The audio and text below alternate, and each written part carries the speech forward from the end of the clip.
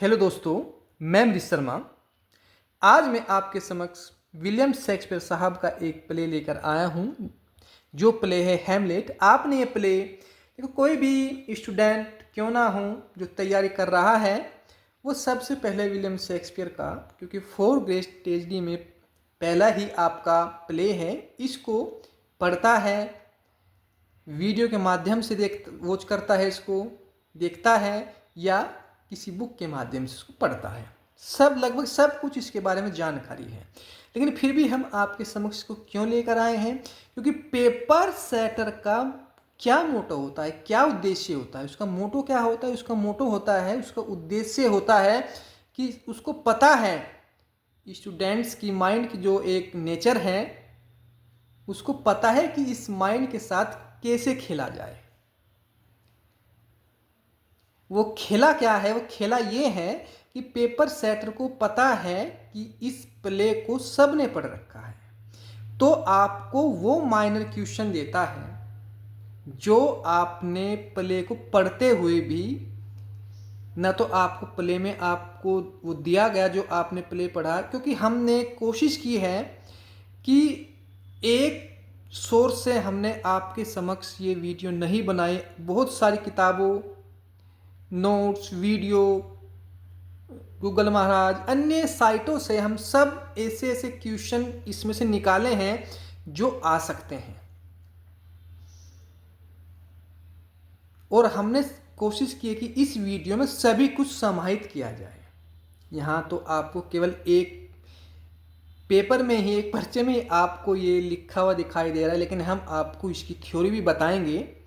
थोड़ी सी वीडियो लेंदी हो सकती है, क्योंकि जब हम सब कुछ आपको बताने की कोशिश करेंगे तो वीडियो तो लेंदी होनी ही है। तो गाइज, आप बने रहे हमारे साथ। हमारा चैनल हाईएस्ट ग्रामर रूल। तो अधिक टाइम किल ना करते हुए हम इसको बताने की पूरी कोशिश करते हैं।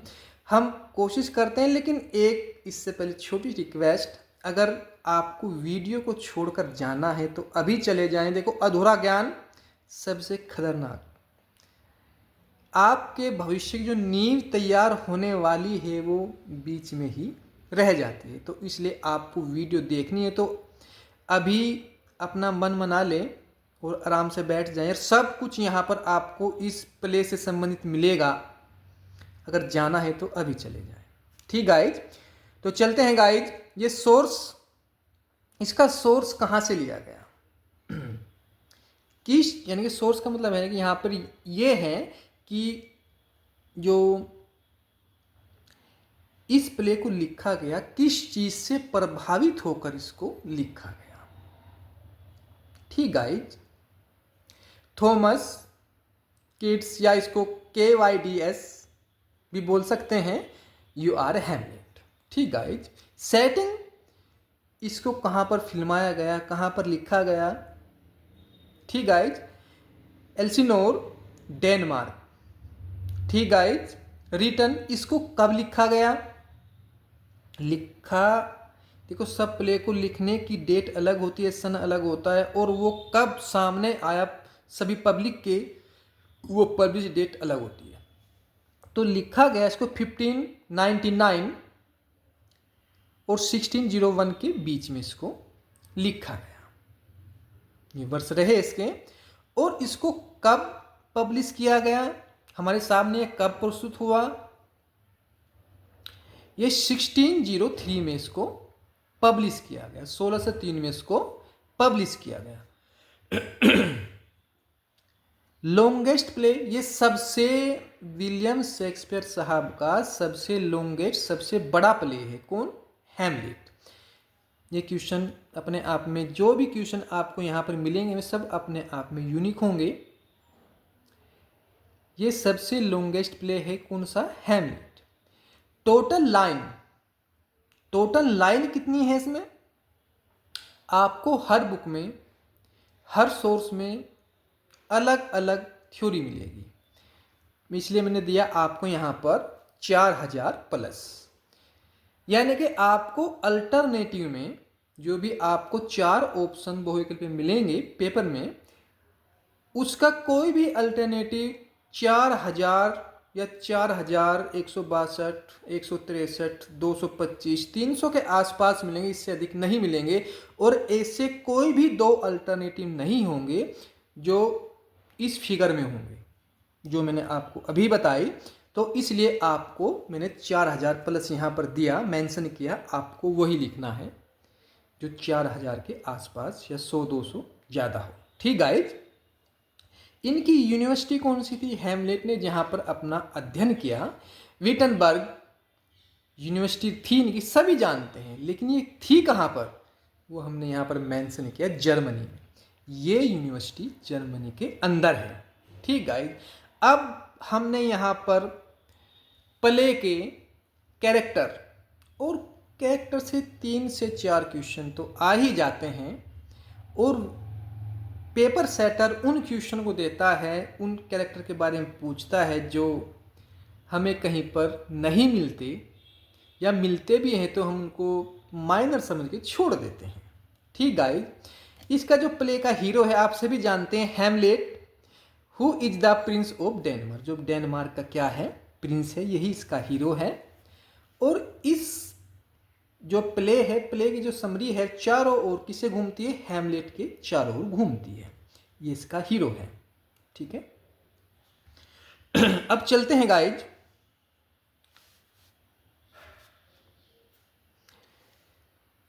हैमलेट, अब इसकी हम कैरेक्टर बताते बताते साथ साथ आपको स्टोरी भी समझाएंगे।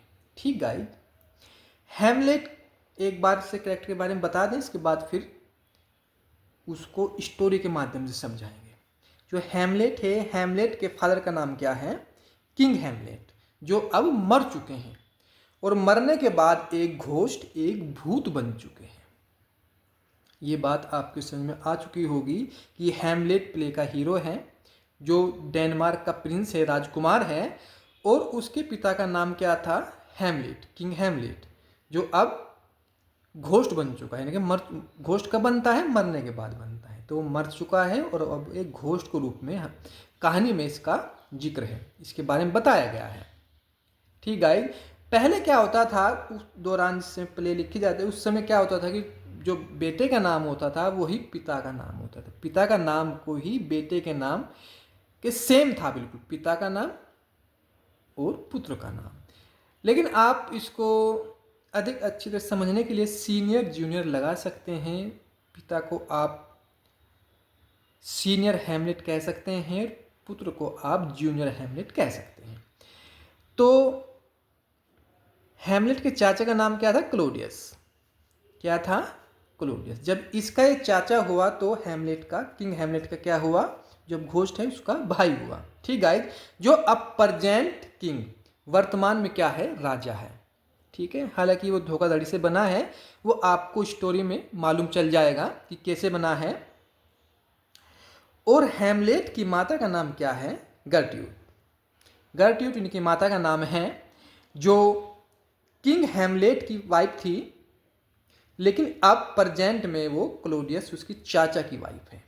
ठीक गाइस, क्योंकि जब ये मर जाता है तो ये अपने देवर से शादी कर लेती है, या उसमें कंडीशन कुछ भी हो, जोर जबरदस्ती शादी हो या अपनी मर्जी से, वो आपको कहानी में मालूम चलेगा। जो क्या है? मदर टू हैमलेट, जो हैमलेट की क्या है? माता है। ठीक guys, next, Polonius chief counsellor, जो एक प्रधान सेनापति कह सकते हैं आप, एक प्रधान प्रमुख कह सकते हैं राजा का, पोलोनियस। ठीक है, नेक्स्ट कैरेक्टर है, पोलोनियस की पुत्री का नाम क्या है? ओफिलिया। ओफिलिया, पोलोनियस उस राज दरबारी की, उस प्रमुख की पुत्री का नाम क्या है? ओफिलिया है, जो बिलव टू हैमलेट, जो प्रेमिका किसकी है? इस राजकुमार की, प्रिंस हैमलेट की प्रेमिका है। ठीक गाइज, नेक्स्ट, लेडीज, जो भाई है किसका? ओफिलिया का भाई है। जब ये इसका भाई है तो ये दोनों भाई बहन पोलोनियस के क्या हुए? पुत्र पुत्री हुई। ठीक guys, son to Polonius. Next, Horatio, HORATIO। अगर फिर भी आपको किसी की भी स्पेलिंग सही क्लियर नहीं आती तो आप कमेंट्स में पूछ सकते हैं। ठीक guys, Horatio. Friend to Hamlet, जो हैमलेट का क्या है, मित्र है, एक विश्वसनीय मित्र है। ठीक है। कर्टिस, कर्टिस अर्थ इसका क्या होता है, दरबारी। ठीक गाइज, ये मुख्यतः 3 दरबारी होते हैं, वोल्टिमन, कॉर्नियस और ओसरिक। ये 3 दरबारी हुए। अब नेक्स्ट हम बढ़ते हैं इधर, कर्टियस ये आपके और हैं, कर्टिस एंड हैमलेट फ्रेंड्स, और ये हैमलेट के फ्रेंड भी हैं और दरबारी भी, दोनों आप इनको कह सकते हैं। रोजनक्रेट्स और ग्लिस्टन। ठीक गाइज, ये सब इनके विस्तार में प्ले में क्या रोल रहा, क्या इनका कार्य है, आपको प्ले में मालूम चल जाएगा। टोटल आप 5 कैरेक्टर्स भी कह सकते हैं, 5 दरबारी भी कह सकते हैं। ठीक गाइज, नेक्स्ट ऑफिसर, मार्शलस और Bernardo. Bernardo a soldier, Francisco, Francisco एक सिपाही है। Next grave diggers, grave diggers किसे कहते हैं, ए सेक्सटोन, कब्र खोदने वाला। किसे कहते हैं गाइज, कब्र को खोदने वाला। ठीक गाइज, नेक्स्ट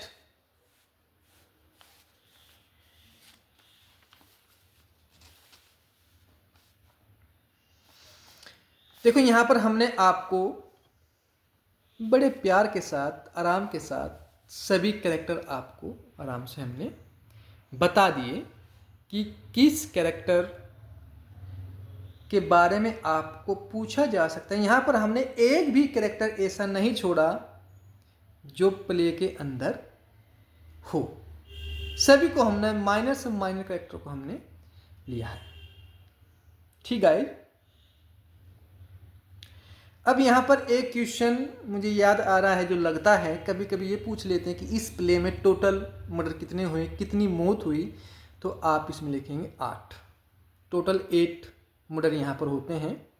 सॉरी, मर्डर नहीं, आप मौत कह सकते हैं। 8 लोग मरते हैं, आप गिन भी सकते हैं। ठीक गाइस, तो अब यहां पर मैं आपको इस प्ले की कहानी बताने जा रहा हूं, और यहां पर आपको कैरेक्टर के बारे में मालूम चलने के बाद आप इस कहानी को बड़ी आसानी से समझ सकते हैं। देखो, जो प्ले की शुरुआत होती है सर्दियों की एक रात्रि से होती है, एक रात से होती है, विंटर नाइट से होती है। तो उस समय 2 पहरेदार, जो यहाँ पे मैंने ऑफिसर दिए हैं आपको, मार्शलस और बर्नार्डो, ये दोनों रात्रि को कैसल यानी कि महल के चारों ओर, राउंडिंग कैसल, महल के चारों ओर, कैसल के चारों ओर क्या कर रहे हैं, पहरा दे रहे हैं। तो इनको रात्रि को भूत दिखाई देता है, रात्रि को भूत दिखाई देता है। और भूत की जो वेशभूषा है, देखो सिपाही तो सिपाही होते हैं, इनमें विवेक नहीं होता, बस केवल ये अपना फर्ज निभाते हैं। इनका फर्ज क्या था कि ये पहरा दे रहे हैं। तो जब ये भूत को देखते हैं तो डर जाते हैं, ये दोनों भूत को देखते हैं, क्योंकि ये क्वेश्चन बन सकता है कि सबसे पहले भूत को कौन देखता है। मार्शलस सबसे पहले देखता है, बर्नार्डो, ये दोनों साथ में देखते हैं। लेकिन ऑप्शन में अगर आपको दोनों में से कोई सा मिल जाए तो आप दोनों में से एक ऑप्शन लगा सकते हैं। ऐसा नहीं होगा कि आपको अल्टरनेटिव में दोनों ही मिल जाए, बर्नार्डो भी मिल जाए और मार्शलस भी मिल जाए। अधिकतर आपको ये पूछा जाए कि कौन घोस्ट को सबसे पहले देखता है, तो उसमें मार्शलस ऑप्शन मिलता है, तो आपको मार्शलस लगाना है। वैसे बता दूं मैं आपको कि दोनों ही पहले देखते हैं, साथ में देखते हैं। तो अब जब ये भूत को देख लेते हैं भूत को देख लेने के बाद ये जाते हैं हैमलेट के दोस्त होरेशियो के पास, जो हैमलेट का फ्रेंड है। इसके पास जाते और बताते हैं कि हमने भाई ऐसे ऐसे एक घोस्ट को देखा है और हम तो बहुत भयभीत हैं, चलो आप भी देखो। ठीक गाइज, तो ये होरेशियो को लेकर जाते हैं, जो एक बहुत विश्वसनीय है, किसका, हैमलेट का एक सच्चा मित्र है, ट्रू फ्रेंड है। तो ये देखता है, इसको लगता है, होरेशियो क्या लगता है कि ये तो ऐसा लगता है जैसा किंग हैमलेट हो, जो अब मारा जा चुका है, जो प्रिंस हैमलेट का पिता रहा, जो अब घोस्ट है। ये तो ऐसा घोस्ट लगता है कि शायद किंग हैमलेट या सीनियर हैमलेट का घोस्ट हो। तो अब ये क्या करता है, ये तुरंत जाता है अपने मित्र के पास, हैमलेट के पास। हैमलेट से क्या कहता है कि मैंने इस प्रकार से, मुझको वहाँ पर एक भूत दिखाई दिया, चलो आप भी मेरे साथ, आप भी उस भूत को देखो। वो ऐसा लगता है जैसा राजा हैमलेट हो, उसका घोस्ट हो। तो यहाँ पर जल्दी में प्रिंस हैमलेट भी चल देता है उनके साथ।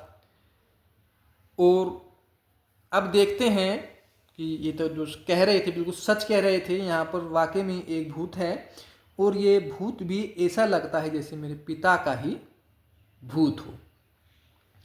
तो अब कुछ भूत बताना चाहता है किसको, प्रिंस हैमलेट को, जो किंग हैमलेट का भूत था, वो बताना चाहता है प्रिंस हैमलेट को। तो इसलिए वो होरेशियो और मार्सलस और बर्नार्डो सबको वहाँ से बाहर भेज देते हैं और दोनों एकांत में बात करते हैं। वो क्या कहता है, जो घोस्ट था हैमलेट का, सीनियर हैमलेट का घोस्ट क्या कहता है जूनियर हैमलेट को कि मैं प्राकृतिक रूप से नहीं मरा, मुझको तो मारा गया है।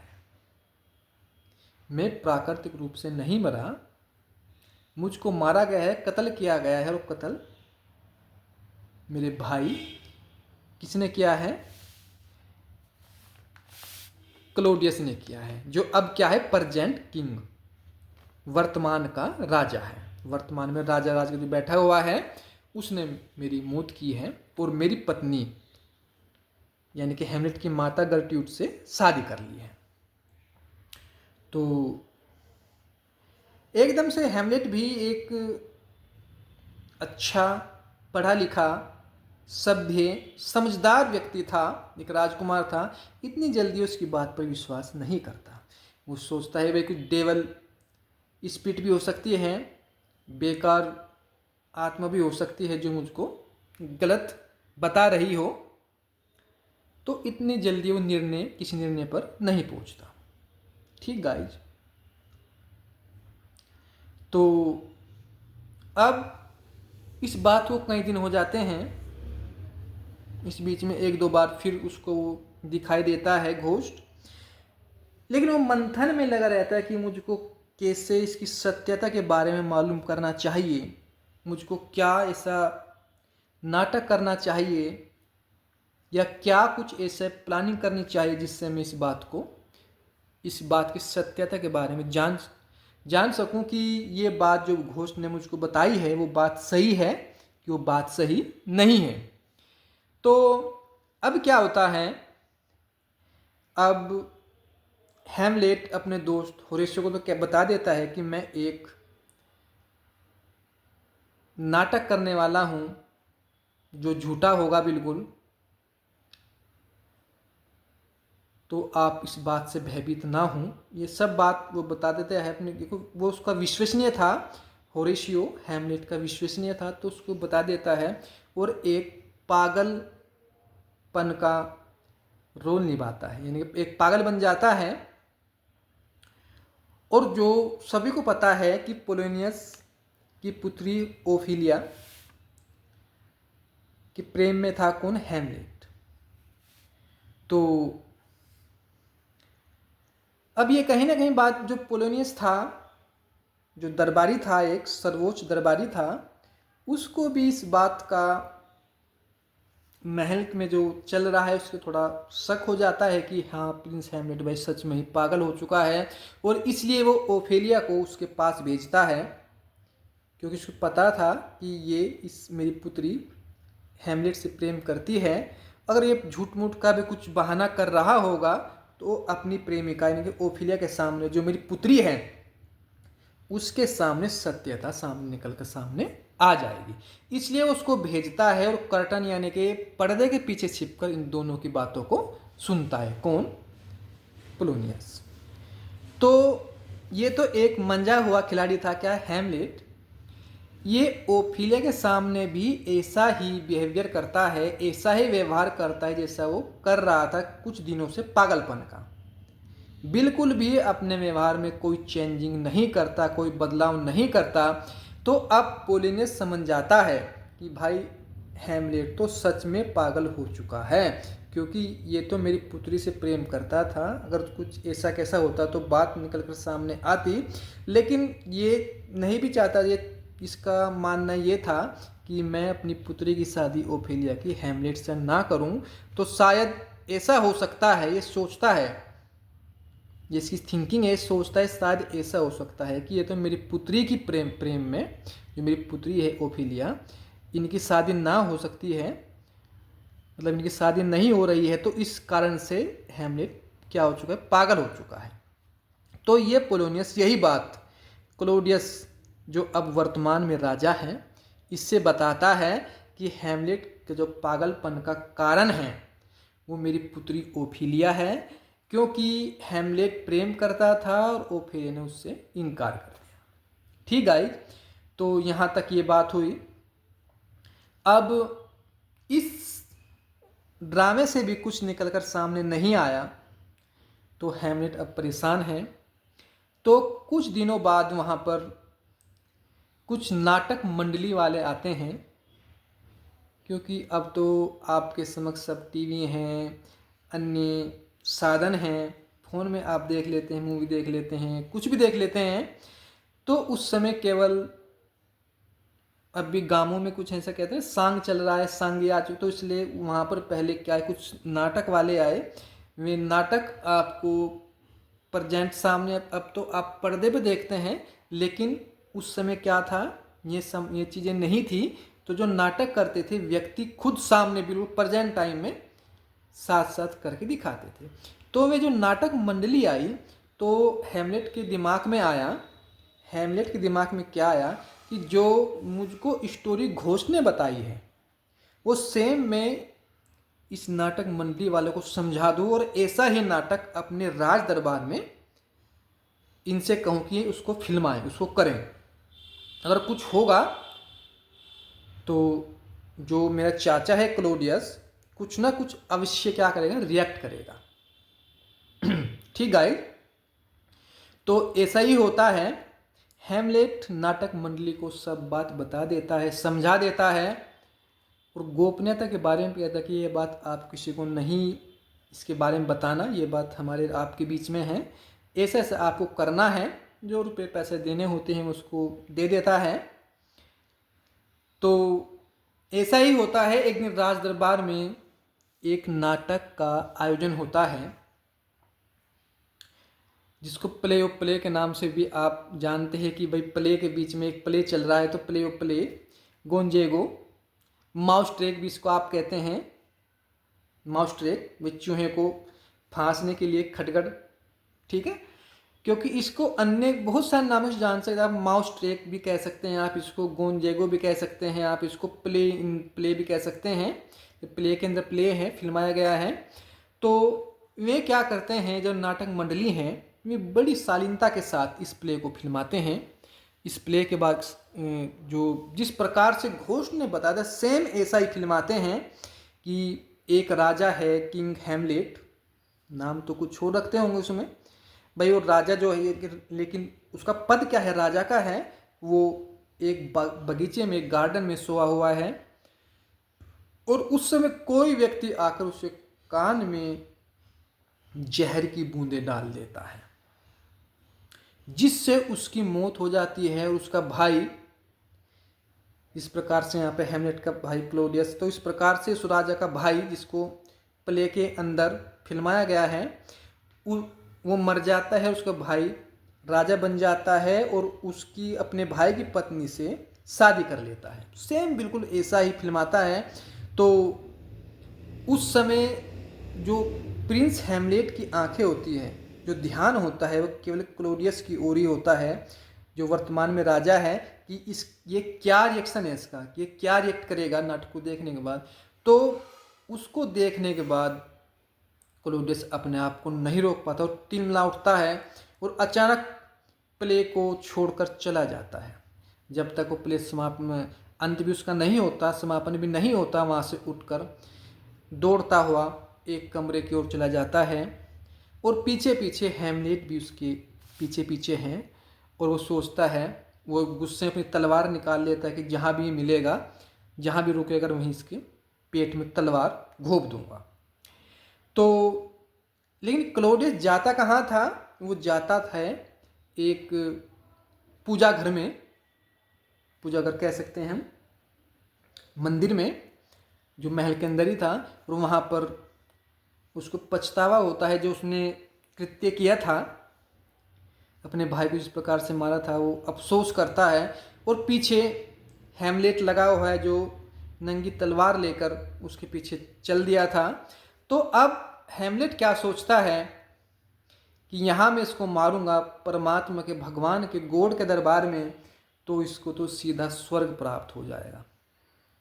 तो मैं इसको यहाँ पर नहीं मारूंगा, मुझको मौके और मिलेंगे, अब तो मैं इसको छोड़ देता हूँ। अपने मन में सोचता है कि अब तो मैं इसको छोड़ देता हूँ। लेकिन यहाँ पर ही एक सेल्लो की बनी, टू बी और नॉट टू बी, करूँ कि ना करूँ, जो एक बहुत फेमस है। कहीं पे कहीं ना कहीं वो हेमलेट की कमजोरी भी बताई गई है कि एक असमंजस, एक डिलेमा में रहता है कि भाई ये मैं इसको मारूं, अब मारूं, कब मारूं, कैसे मारूं, क्या करूं। तो ठीक है, आप समझ सकते हैं। तो अब वहाँ से जाने के बाद क्लोडियस सामान्य होता है, जो उसके अंदर एक दया की भावना थी, जो पश्चाताप की भावना थी, उससे उभर जाता है और फिर से उसके अंदर शैतान जाग जाता है। और वो अपनी पत्नी यानी कि हेमलेट की माँ गर्ट्यूड से कहता है कि हेमलेट अब हमारे हाथ में नहीं रहा, ये तो बस अपनी ही मनमर्जी करता है। क्योंकि दोनों, पता तो गर्ट्यूड को भी था कि भाई इसने मेरे पति को मारा है, लेकिन मजबूरी देखो, राजा महाराजों में से ही चलता था, राज के हिसाब से जिसकी पावर होती थी उसकी सब बात मानते थे। तो अब क्या होता है, इस बात को प्रोनियस जो होता है, एक बहुत शातिर खिलाड़ी होता है, जो दरबारी है, वो भी इस बात को छिपकर सुनता है। और गर्ट्यूड के कमरे में, उसके रूम में, उसके राजमहल में प्रिंस हेमलेट जाता है गुस्से में उसको बुरा भला कहना, जिससे उसको अच्छी बात सुनाई कि भाई तुझको पता था और तूने फिर भी मेरे चाचा से शादी की, तूने मुझे क्यों नहीं बताया, इस प्रकार की बातें कहने जा रहा था। तो गुस्से में जाता है किसके पास? गर्ट्यूड के पास। तो उसको कहता है वो कि आपने ऐसा क्यों किया, खूब गाली वाली देता है उसको, बुरी भली कहता है। और गर्ट्यूड भी कहीं ना कहीं क्या करती है, डर जाती है, उसकी माता डरती है कि भाई कहीं मुझको ही ना मार दे। लेकिन जो पोलोनियस होता है, एक शातिर खिलाड़ी, वो पहले से ही कर्टन यानी कि एक पर्दे के पीछे छिपा हुआ सब बात को सुन रहा था, जो सब बात को सुन रहा था। तो उस समय हेमलेट के दिमाग में क्या आता है, वो उसको कुछ पर्दे की आहट मूवमेंट दिखती है, वो हिल रहा है, कुछ नीचे पैर दिखते हैं पर्दे के पीछे कि भाई शायद यहाँ तो मेरा चाचा क्लोडियस है, मेरा चाचा क्या है, क्लोडियस है।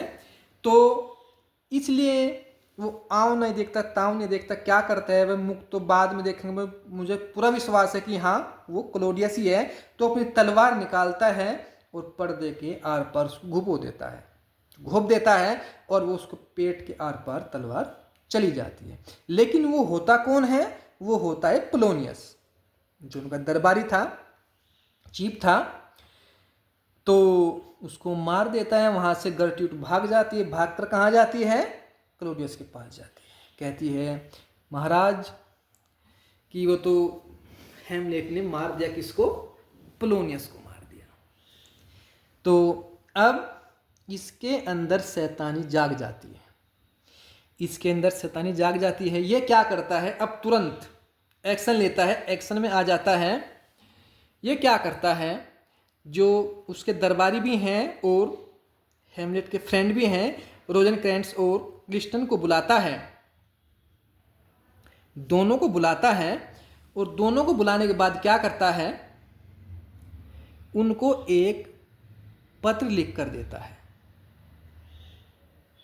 और ये हिदायत देता है कि इसको कोई खोलेगा नहीं, इसको ओपन नहीं करेगा। क्योंकि पहले क्या होता था, राजा महाराजाओं के ज़माने में उसमें फ़ोन तो नहीं थे, ये पत्र ही चलते थे। और पत्र को ऐसा कोई भी सैनिक या राजा के सिवाय कोई भी, जिसको राजा नहीं कहता था, कोई भी अन्य बड़ा दरबारी उस पत्र को नहीं खोल सकता था।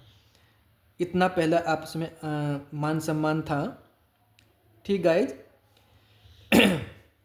तो उसमें पत्र में लिखता है इंग्लैंड के राजा को कि मैं आपके पास प्रिंस हेमलेट को भेज रहा हूँ और आपको क्या करना है, जब वहाँ आ जाएगा आपको उसको मौत के घाट उतारना, यानी कि मार देना है। ठीक है, उस पत्र में लिखा हुआ था। तो इन दोनों दोस्तों को बुलाता है और प्रिंस हेमलेट को भी बुलाता है, जो अब सदमे में है। क्यों? क्योंकि उसने पोलोनियस को मार डाला है क्लॉडियस समझकर। ठीक है, तो अब वो क्या कहता है, बेटा कोई बात नहीं, तुम मेरे पुत्र हो, लेकिन पोलोनियस भी एक मुख्य दरबारी था, तो इसलिए यहाँ की जनता अब भड़की हुई है। इसलिए आप क्या करें, अपने दोनों दोस्तों के साथ कुछ दिन के लिए इंग्लैंड चले जाएं। जब यहाँ का मामला शांत हो जाएगा तो मैं आपको वापस बुला लूँगा। तो ये बात कही, लेकिन इसके जो मन में चल रहा था वो तो शैतानी यही जानता है, इनको मालूम नहीं था किसी को भी। तो तीनों नाव में सवार हो जाते हैं। बीच में पहले समुद्र लुटेरे चलते थे, समुद्र के लुटेरे जिनको बोलते हैं, तो कुछ डाकू उन पर हमला कर देते हैं इनकी नाव पर, जिसमें रोजेनक्रेंट्स और ग्लिस्टन दोनों मारे जाते हैं। और जो इनके हाथों में वो पत्र होता है जिसमें लिखा हुआ था कि वहाँ इंग्लैंड में आपको जाना है, वहाँ आपको इंग्लैंड दोनों को जाना है, इन दोनों को पत्र वहाँ के इंग्लैंड के राजा के हाथ में सौंपना था। और उसमें लिखा हुआ था कि प्रिंस हेमलेट को मौत के घाट उतारना है।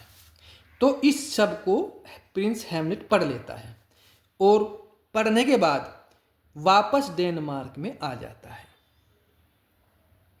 वापस डेनमार्क में आ जाता है। जब डेनमार्क में आता है तो रास्ते में उसको क्या मिलते हैं,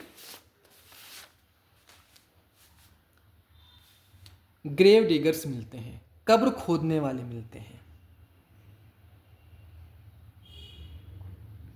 कब्र खोदने वाले मिलते हैं, कब्र खोद रहे थे। तो भाई जब एक कोई ऐसी अनोखी बात हो तो सभी पूछ लेते। तो प्रिंस हेमलेट क्या पूछता है कि ये कब्र किसकी खोदी जा रही है। तो अब ये क्या बताते हैं, अब ये बताते हैं कि हम ओफिलिया की कब्र खोद रहे हैं। तो एकदम मुँह शोक होता है, झटका लगता है कि भाई मेरी प्रेमिका जो बिलेव्ड किसकी थी, हेमलेट की बिलेव्ड थी। तो हेमलेट सोचता है कि मर गई, कैसे मर गई। तो उसने कहा कि इसकी मौत डूबने से है। प्ले में यही मिलता है हर जगह कि इसकी मौत डूबने से हुई। ठीक गाइस, तो ज़्यादा जिक्र इसके बारे में नहीं है, यही लगता है कि डूबने से हुई। और शायद इसका सदमा इस वजह से लगा, ये इसने अपनी मौत डूबने से इस वजह से की, ड्रोविंग से की, कि इसको अपनी पिता की मौत का सदमा। ठीक गाइस, कि इसका पिता मारा गया था, इसलिए सदमे में ये मर चुकी है। हम इसकी कब्र खोद रहे हैं। तो हम एक उसकी कब्र खोद ही रहे थे, इतने में जो बाहर पढ़ने के लिए जा रहा था लेटीज, जो पोलोनियस का पुत्र है और ओफिलिया का भाई, ये भी आ जाता है। पोलोनियस, जो गुस्से में है कि मेरी बहन भी मर चुकी है और मेरे पिता भी मर चुके हैं, और इस सब का जिम्मेदार किसको मानता है? लेटेज ये मानता है हैमलेट को, क्योंकि भाई हैमलेट ने सीधे सीधे पोलोनियस को तो मारा ही था, पोलोनियस को, उसके पिता को, और कहीं ना कहीं ये ओफिलिया, क्योंकि ये मरा इसके सदमे फिर ये मरी, और कहीं ना कहीं ये ओफिलिया के मौत का कारण भी हैमलेट ही है। तो दोनों के मौत का कारण प्रिंस हैमलेट को मानता है, और मानने के बाद अब वो क्या करता है कि मैं भी अब हैमलेट को मारूंगा। ये वो सोच लेता है कि अब तो वे करो या मरो। ठीक गाइज, तो इतने में कहीं से कुछ भनक लगते हुए कहीं ना कहीं जो साथी खिलाड़ी भी आ जाता है, जो प्रेजेंट किंग है क्लोडियस, ये भी आ जाता है, दोनों को लड़ते हुए देखता है, छूट छूटा करता है कि आप दोनों ऐसा कतई ना करें, ये बहादुरी की निशानी नहीं है। अगर आप दोनों लड़ना ही चाहते हैं तो आप सभ्य प्रकार से लड़ें। मैं आपके लिए एक खेल का आयोजन करूंगा, तलवारबाजी का आयोजन करूंगा दरबार में, जहां पर आप दोनों अपनी भड़ास, अपने गुस्सा निकाल सकते हैं तलवार के जरिए। तो दोनों इस बात पर राजी हो जाते हैं, कौन कौन? लेटीज भी और हैमलेट भी। ये तलवारबाजी का एक मुकाबला रखा जाएगा और वहाँ पर हम अपने हुनर से एक दूसरे को दंड देंगे। ठीक है। तो कुछ दिन बाद ऐसा ही होता है, एक दरबार लगता है, दरबार में तलवारबाजी का आयोजन किया जाता है। लेकिन ये साथी खिलाड़ी आपका क्लोडियस क्या करता है? हैमलेट का चाचा क्या करता है? लेटीज से इसको सांत्वना देता है, मैं मानता हूँ कि भाई तुम्हारी बहन भी मर चुकी है, तुम्हारा बाप भी मर चुका है, और तुम बदला लेना चाहते हो हैमलेट से, तो इसके लिए मैं तुम्हें एक तलवार दूंगा, और वो तलवार पर मैं पहले से ही क्या कर दूंगा? जहर लगा दूंगा, जिससे आपको एक बार हैमलेट को, प्रिंस हैमलेट को घायल करना है और ये मर जाएगा। तो ये तो बात वो उससे कह देता है। लेकिन एक दूसरा बहुत शातिर खिलाड़ी होता है, एक दूसरा प्लान और बना के रखता है। क्या? अगर 1% ये इससे तलवार से ना मरा, जो जहर में बुझी हुई है, जिस पर जहर लगा हुआ है, तो एक जहर का गिलास भी तैयार करता है। एक जैसे बीच में भाई कुश्तीबाज हैं, खिलाड़ी हैं, थक जाते हैं, बीच में जूस वूस पीने आते हैं, तो वहाँ पर एक जूस रखता है, और उस जूस के गिलास में जहर मिला देता है कि जब बीच में थकने के बाद इंटरवल होगा मैच का, और रेस्ट करने के लिए दोनों खिलाड़ी आएंगे, तो मैं क्या करूँगा? प्रिंस हैमलेट को जहर का जूस, जो जूस में मैंने जहर मिला रखा है, इसको पिला दूंगा, ताकि वो इससे मर जाए। भाई इससे नहीं मरा तो इससे मर जाए। तो मैच का आयोजन होता है। बहादुर भाई जो प्रिंस हैमलेट होता है, बहादुर तो होता है, तलवारबाजी में से कोई मुकाबला कर ही नहीं सकता, लेकिन इसके पास जहर की तलवार थी। तो एक बार ये हल्का सा प्रिंस हैमलेट को घायल कर देता है, उसके शरीर में वो तलवार लग जाती है, और कुछ समय बाद ये हैमलेट को मालूम चल जाता है उस तलवार के घाव से कि भाई ये तो कुछ और खेल है, और इसमें जहर लगा हुआ है तलवार में।